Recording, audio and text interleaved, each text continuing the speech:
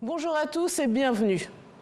Ce lundi 24 mai, le président et le premier ministre de la transition au Mali, Ban Dao et Mokhtar Ouane, ont été conduits sous la contrainte par des soldats au camp militaire de Kati, peu de temps après la formation d'un nouveau gouvernement. 9 mois après la démission du président Ibrahim Boubacar Keïta, le président et le premier ministre de la transition viennent à leur tour de démissionner. Et c'est le sujet de ce numéro de Ça fait l'actualité.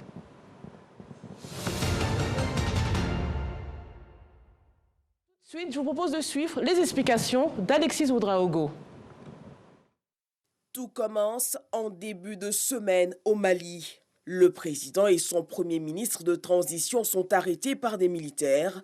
Un coup de force, 9 mois après le putsch vivement condamné par la communauté internationale. Nous avons condamné avec la plus grande fermeté, en lien avec l'Union africaine et la CEDEAO, l'arrestation du président de la transition, de son Premier ministre et de leurs collaborateurs.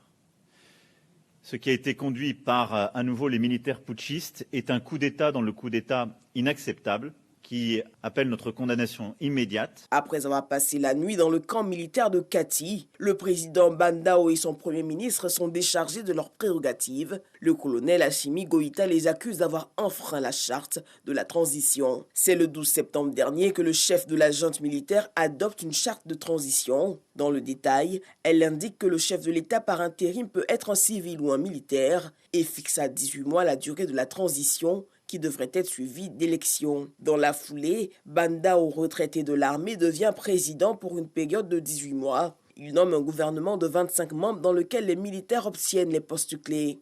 Mokhtar Ouane, un diplomate de carrière, est nommé lui Premier ministre, un acte salué alors par la CEDEAO. Le 15 avril, le calendrier électoral est dévoilé. Les premiers tours de la présidentielle et des législatives sont fixés au 27 février 2022. Un double scrutin inscrit dans le cadre du strict respect de la transition. Mais voilà, contre toute attente, le 24 mai, quelques heures après avoir formé un nouveau gouvernement, le président Ban Dao et son premier ministre sont arrêtés, accusés de tentative de sabotage. Le médiateur de la CEDEAO, Goodluck Jonathan, est arrivé à Bamako pour tenter de débloquer la situation. Aussitôt arrivé, les discussions sont entamées entre lui et les représentants de la junte. En plus des entretiens avec les organisations de la société civile, des représentants des chancelleries, une visite au président Ban Dao est prévue. Toujours détenu à Kati, sa volonté de rester ou d'abandonner le pouvoir devrait déterminer la suite des discussions pour une sortie de crise. Le Conseil de sécurité des Nations Unies doit se réunir ce mercredi dans la soirée. Ce mercredi 26 mai, le président de la transition, Ban Dao, a remis sa démission, ainsi que celle de son premier ministre, Mokhtar Ouane, à celui qui était jusque-là son vice-président, Assimi Goïta. Le gouvernement, dont la composition avait été dévoilée le 24 mai, quelques heures avant le coup de force des militaires, est quant à lui dissous. Les négociations sont en cours pour la libération de Ban Dao et Mokhtar Ouane, ainsi que la formation d'un nouveau gouvernement. Cette annonce vient confirmer la reprise en main de l'exécutif par le chef de la junte qui a mené le coup d'État contre Ibrahim Boubacar Keïta le 18 août dernier. Le colonel Assimi Goïta devient-il de fait le nouveau président de la transition? Qui est-il et pour quelles raisons le Mali traverse une énième crise politique? On en parle avec le journaliste Valentin Bougain. Bonjour et bienvenue. Bonjour Fatih. Et le politologue Dr William Aglonon. Bonjour et bienvenue. Bonjour Fatih. Alors messieurs, c'est au camp militaire de Kati que le président élu IBK, Ibrahim Boubacar Keïta, avait été conduit de force le 18 août 2020 par des colonels putschistes pour annoncer sa démission. Est-ce que l'histoire se répète et très clairement assiste-t-on à un coup d'État? Oui, on peut dire au vu du dernier épisode en date de la crise malienne que le Mali est plus que jamais le pays de l'éternel recommencement. C'est un remake pratiquement de ce qui s'est passé 9 mois plus tôt. On s'en souvient, alors qu'on parlait de coup d'État, eh bien, on a vu un chef d'État venir volontairement présenter sa démission et souhaiter tout le bien que l'on puisse dire pour le Mali. Eh bien, 9 mois plus tard, c'est encore une situation assez ubuesque où le président est d'abord mené de force dans le fameux camp de Kati et là, Et il démissionne également comme Ibeka 9 mois plus tôt. Donc on peut dire que c'est pratiquement l'histoire qui bégaye au Mali. Et cela dit, ça c'est pour la forme, mais en réalité le coup de force qui vient de s'opérer montre bien que depuis le départ, eh bien, il y avait un quiproquo au sein de cette transition et qu'en réalité le président de la transition n'était le président que de nom et que le vrai président c'était bien Assimi Goïta qui vient évidemment de reprendre les choses en main. Dont on va parler ultérieurement. Alors certains parlent de coup de force. Ne jouons pas sur le mot. Est-ce un coup d'État ou est-ce un coup de force? Alors, je pense qu'il y a eu 2 tentatives de coup d'État, dont l'une a prospéré. 2 tentatives de coup d'État parce que il faut noter que le remaniement ministériel, enfin, le nouveau gouvernement qui a été formé, est aussi une tentative de coup d'État de la part du pouvoir qui est en place, c'est-à-dire le pouvoir de Bandao, parce que l'objectif c'était un tout petit peu de reprendre la main sur l'exécutif en écartant les hommes forts du colonel Assimi Goïta. Donc, ayant senti qu'en face, on est en train de vouloir lui faire un coup d'État, il devance les événements et puis lui, pour le coup, fait un véritable coup d'État assumé. Donc vous pensez que c'est en réaction à cette nomination de nouvelle nomination du gouvernement, sachant que dès son annonce, quelques heures après, le président et le Premier ministre ont été donc conduits à Kati. Messieurs, est-ce la véritable cause de ce renversement? Et surtout, la question qu'on a envie de vous poser, c'est comment comprendre qu'un gouvernement illégitime et illégal, à la base, puisse se prévaloir du non-respect des textes, puisque c'est ce qu'il reproche au président de la transition, de ne pas avoir respecté la charte. Est-ce crédible? Oui, disons, il faut voir le problème à 2 niveaux. C'est que c'est certainement un gouvernement illégitime parce qu'il n'est pas issu de la volonté populaire exprimée à travers les urnes. Mais c'est un gouvernement illégitime à la base qui a été adopté, installé, consacré par la communauté internationale. Parce qu'aujourd'hui, ce sont les interlocuteurs de l'État malien. Ils sont considérés comme tels. Alors qu'à la base, eh bien, ils ne procédaient d'aucune élection. Donc il y a déjà ce quiproquo à la base, au tout début, il y a déjà cette volonté de vouloir, en fait, pas une volonté, mais en réalité, cette consécration d'un état de fait. Un état de fait qui est devenu aujourd'hui un état de droit. Il y a déjà ce volet-là. Le second volet, eh bien, c'est que ce qui s'est passé, en réalité, c'est une tentative d'émancipation du pouvoir en place, en fait, des autorités qui ont été désignées et cooptées par la communauté internationale, y compris son bras local qu'est la CEDEAO. C'est-à-dire qu'on a acté donc M. Bandao comme président de la transition, avec un Premier ministre et tout ça, mais en réalité, le pouvoir était détenu par d'autres, par ceux qui ont fomenté le coup d'État, dont le colonel Assimi Goïta, qui faisait office de vice-président, de fait, mais de président en réalité.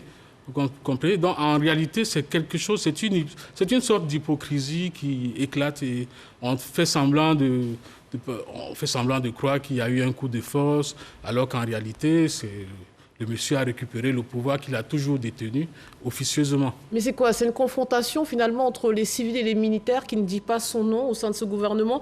Pour revenir sur vos propos, docteur Agblounon, est-ce que finalement le président de la transition ne craignait-il pas une militarisation du pouvoir en évitant de donner des postes clés à des gens qui se sont fait remarquer lors de la précédente interruption constitutionnelle? Je pense que la stratégie est toute simple, elle est claire, c'est du diviser pour régner.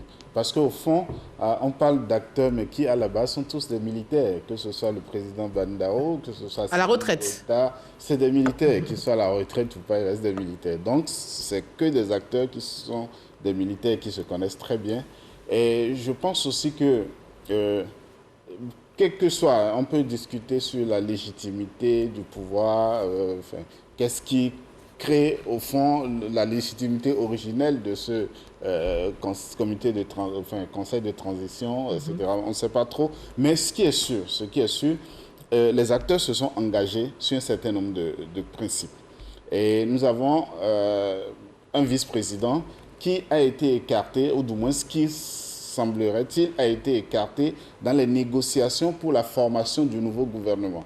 Alors qu'on sait qu'il est la base de ce nouveau régime, quoi qu'on dise, puisque c'est l'homme fort du 18 août, c'est celui qui a conduit le coup d'État, qui a appelé à mettre en place le régime. La communauté internationale n'a pas réussi à l'écarter. Donc, on lui a trouvé un poste de vice-président, d'où, en réalité, il contrôle le pouvoir, comme le disait tout à l'heure Valentin, même si on met en place un pouvoir qui sert plus ou moins d'interlocuteur entre la communauté internationale et le Mali, parce que personne n'a voulu entériner l'idée que le pays soit dirigé par un militaire. Donc, je pense qu'il y a des accords. Quoi qu'on dise, il y a des accords, même si on peut douter de la légitimité de ce régime. Il y a eu un certain nombre de principes sur lesquels la transition a été construite.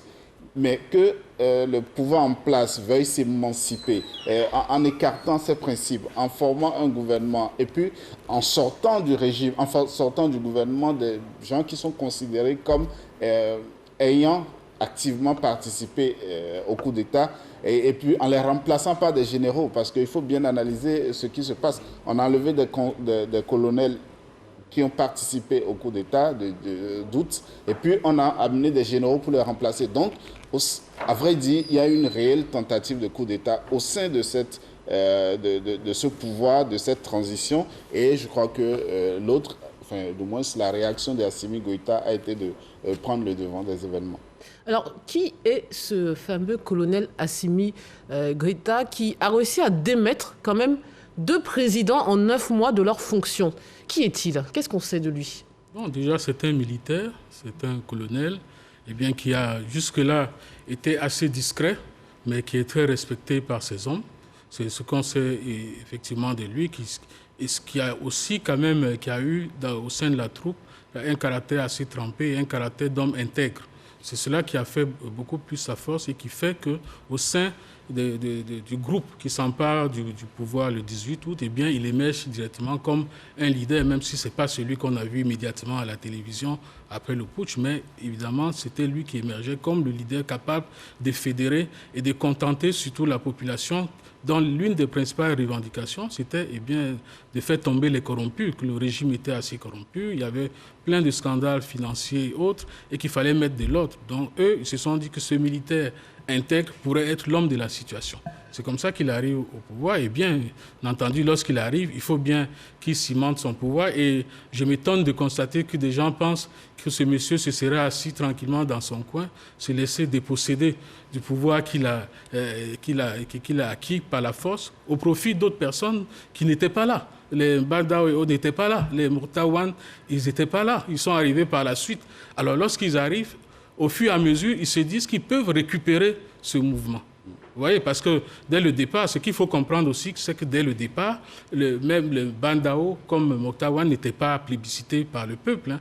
Les partis politiques n'en voulaient pas au départ, parce qu'ils se disaient que non, ceux-là, ils ne les connaissaient pas, ils ne les maîtrisaient pas, et qu'ils étaient venus en fait comme des profiteurs d'un mouvement qui a été mené quand même par des forces politiques et des forces sociales. Donc ces forces-là veulent aujourd'hui manifestement faire partie du pouvoir et faire passer leur agenda, voyant que le temps passe et qu'on risque d'arriver à l'échéance de mars 2022 qui était prévue sans élection, au rythme où allaient les choses. Mais justement, parlons du M5, ce mouvement qui est peut-être véritablement à l'origine d'abord des mouvements de gronde sociale dans le pays qui ont fini par devenir amener la démission du président sortant Ibeka. Pourquoi n'a-t-il pas pris une part plus belle dans la composition de ce Conseil national de transition? Est-ce que ce n'est pas, dès le départ, une grave erreur? Non, en fait, il y avait plusieurs raisons. Parce que d'abord, il y avait une incompatibilité des aspirations. Parce que c'est un mouvement hétéroclite au sein duquel les rationalités n'étaient pas les mêmes, les objectifs n'étaient pas nécessairement les mêmes, même si ils se sont tous retrouvés dans la rue. C'était pas des acteurs qui, à la base, avaient une même vision de la gouvernance du Mali. Donc, c'était difficile pour ces acteurs de pouvoir s'entendre. On se souvient de la figure de l'imam Diko. Oui. Et donc, il y avait tellement de rationalité, tellement d'incompatibilité entre les objectifs et les enjeux, que c'était difficile pour ce mouvement de prendre davantage de la place. Surtout que les militaires avaient quand même un argument à leur actif, c'est de dire, au fond, le problème malien est d'abord un problème sécuritaire. C'est d'ailleurs pourquoi, en allant chercher Bandao, on va chercher un ancien ministre de la Défense, en se disant, bon, c'est quelqu'un qui connaît la situation et qui a quand même eu le courage de ne pas être d'accord avec le président Ibeka, ce qui lui a valu d'être sorti du gouvernement. Donc je pense que la question sécuritaire a primé dans une certaine mesure tous les autres défis, et naturellement ça a donné davantage de poids aux militaires qui se sont taillé la part belle dans le gouvernement. Monsieur, j'aimerais qu'on s'intéresse à la communauté internationale et ses différentes réactions. D'abord, les institutions sous-régionales. La CEDEAO a dépêché l'ancien président nigérien, Goodluck Jonathan, sur place. Et c'est sous ses yeux qu'on a assisté, tous ébahis, à la démission du président de la transition ainsi que son Premier ministre. Monsieur, à quoi sert la CEDEAO ? Fatim, dans ce dossier, à quoi a servi la CEDEAO? Je dois dire que je suis moi-même étonné par cette espèce de cirque, de cinéma que fait la CEDEAO au Mali. Parce que la CEDEAO aujourd'hui fait partie du problème au Mali. On peut s'étonner qu'une institution qui a quand même combien d'années d'existence et bien plus ne pas percevoir déjà au départ, il y a bien un mécanisme d'alerte et autres précoce qui existe. Ce mécanisme n'a pas fonctionné pour le cas du Mali. Et Dieu sait depuis quand le Mali est en situation conflictuelle et autres. Et de deux, lorsque le problème surgit, on ne comprend pas très bien la réaction de la CEDEAO. Aujourd'hui, la CEDEAO a essayé d'habiller un coup d'État en faisant croire que c'était des civils qui étaient au pouvoir. Bon, le cache-sexe est tombé et tout le monde voit bien qui était véritablement le principal chef à Bamako. Alors, dans cette espèce d'ambivalence, chercher à faire croire quelque chose qui ne l'est pas, ça dessert totalement la CEDEAO et ça la décrédibilise au point où aujourd'hui, la CEDEAO qui aurait pu intervenir en dernier ressort comme un rempart, comme quelqu'un qui vient imposer une solution, n'est plus en mesure de le faire. C'est-à-dire que déjà, sa panoplie de réactions est très limitée. Ça se limite toujours à « oui, nous condamnons », eh bien, il faut le retour à l'ordre constitutionnel. Rien ne change. Même quand les situations ne sont pas identiques, il faut quand même il faut innover.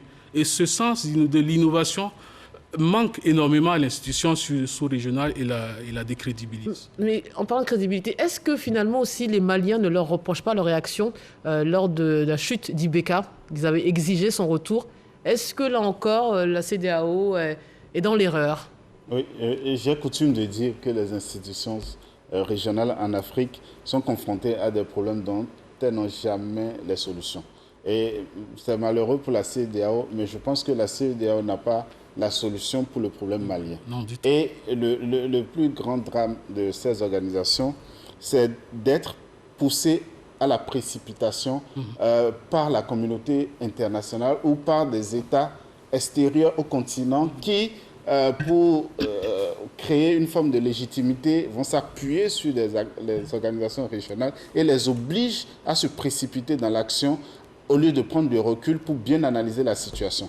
Et c'est ce qui se passe malheureusement au Mali où la CEDEAO n'a pas le temps de prendre toute la mesure du problème. Et Dieu sait qu'elle ne développe même pas elle-même une solution pour le Mali parce que, elle est obligée de répéter ce qu'on lui ordonne et puis de...